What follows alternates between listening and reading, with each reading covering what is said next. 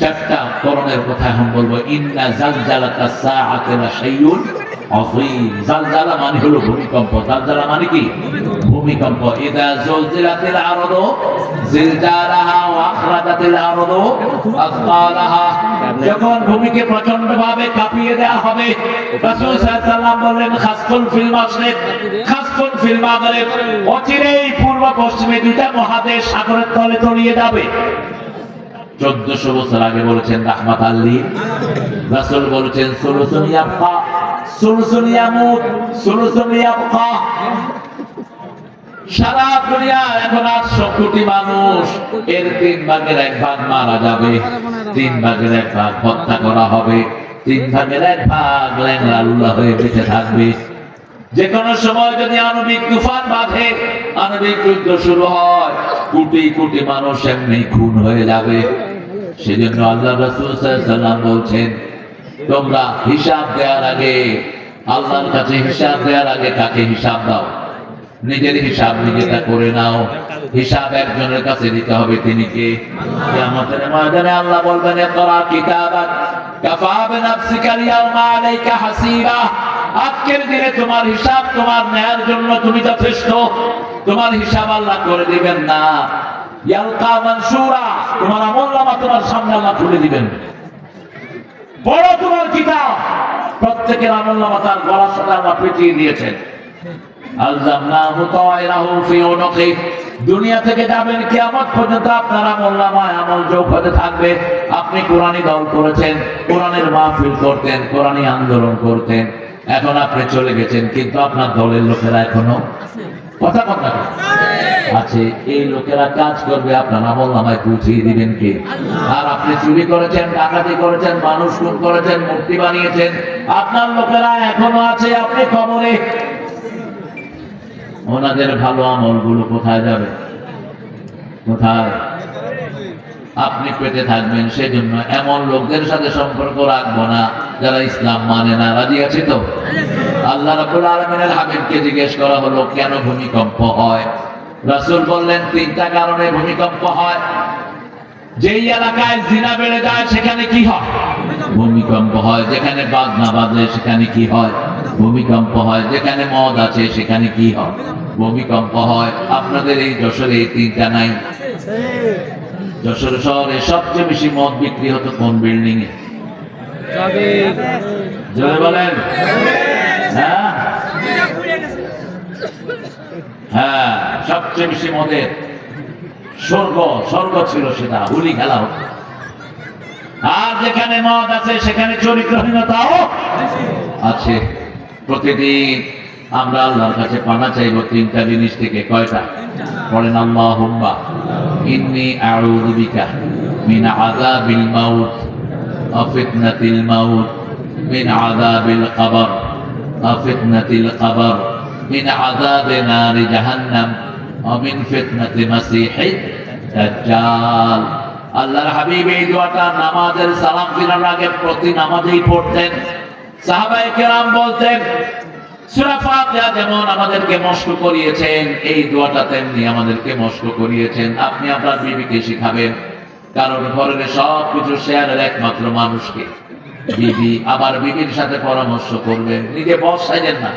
রাসূল নিজেও বিবির সাথে পরামর্শ করতেন। রাসূল সাল্লাল্লাহু আলাইহি ওয়াসাল্লাম আয়েশার পরামর্শ নিতেন। রোজা যখন সফর অবস্থায় আল্লাহ নিষেধ করলেন, সফরে তোমরা রোজা ভাঙতে পারো। রাসূল বুখারী হাদিস, রোজা ভাঙছেন, সাহাবীদের কাছে গেছেন, গিয়ে বলছেন তোমরা রোজা ভাঙো। সাহাবীরা কেউ রোজা ভাঙছিলেন না। রাসূল এসে মা আয়েশাকে বলল, আয়েশা, সাহাবীরা আমার কথা শুনে না। বলছে, আপনি কি বলছেন? আমি বলছি রোজা ভাঙো, কেউ রোজা ভাঙছে না। মা আয়েশা বললেন, আপনি মুখে খেজুর দিয়ে বের হন, সবাই খেজুর খাবে। কি বুদ্ধি দেখে রাসূল! এখন মুখে খেজুর দিয়ে কি করতেছেন? সাহাবীরা কি আমরা রাখছি রোজা, রাসূলের মুখ লড়ে কেন? রাসূলের মুখ দেখি নয়, এখন সবাই খেজুর খাওয়া শুরু করছে। বুদ্ধিটাকে দিচ্ছেন মা আয়েশা দিয়েছেন। আপনার বিবি অনেক জায়গায় আপনি নিজে হেরে যাবেন, কিন্তু ওই বুদ্ধি দিবেন কে? ওই মা। ওই বিবির কাছে বুদ্ধি নিবেন। রাসূল সাল্লাল্লাহু আলাইহি ওয়াসাল্লাম সব পরামর্শ বিবিদের সাথে করতেন।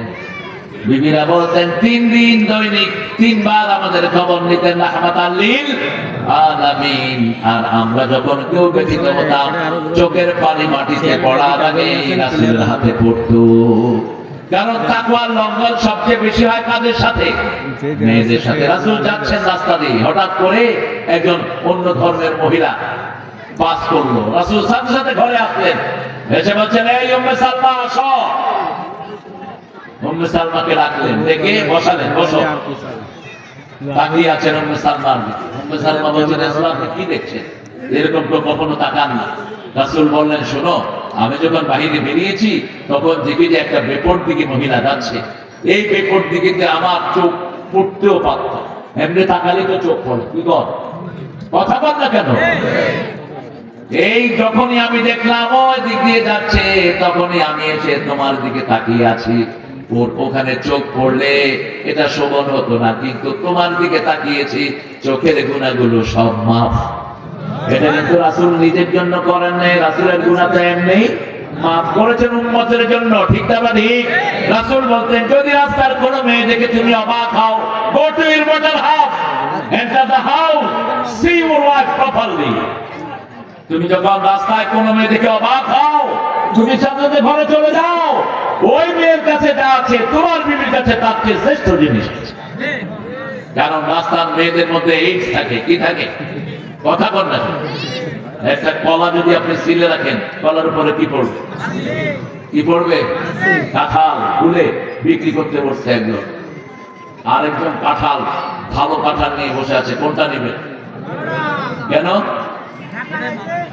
হ্যাঁ, ঢাকা রয়েছে, সেই জন্যই আপনার বিবিকে ঢেকে রাখবেন।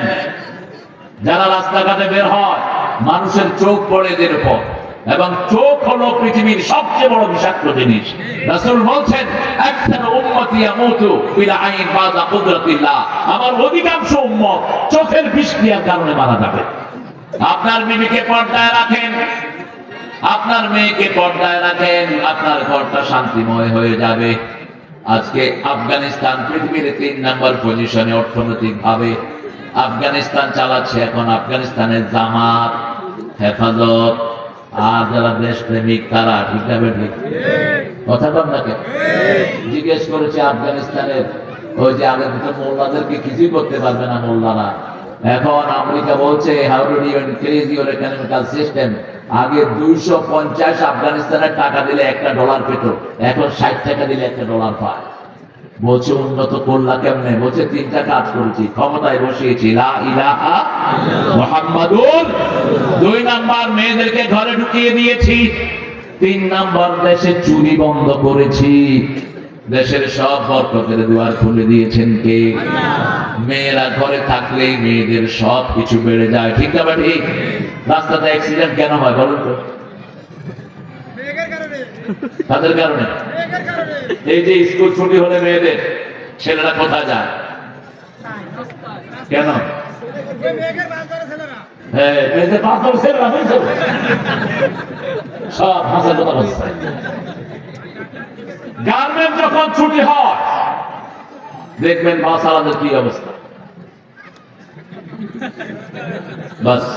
বাস শেষ। ট্রাফিক পুলিশ দিচ্ছে মেয়ে। আপনাদের এই যশোরে দেখি যে অটো একটা কাজ করতেছে, এই কি জানে?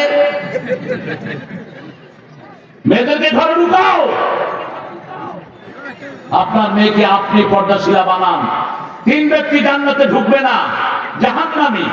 প্রথম, পিতামাতার অবাধ্য সন্তান। পিতামাতার খেদমত করে না এরকম পোলাপান আছে না নাই? বাজে বাজে কথা বলে বাপ মাকে নিয়ে, খবরদার। পিতামাতার সাথে বেয়াদবি সামান্য কাজ নয়, আমল বরবাদ করে দিবেন কে? 2 নাম্বার, মদপানে খাবার, নেশাগ্রস্ত মদ খায়, ইয়াবা খায়, গাঁজা খায়, বিড়ি খায়। নেশাগ্রস্ত লোক কখনো জান্নাতে ঢুকতে পারবে? 3 নাম্বার, দায়ুস।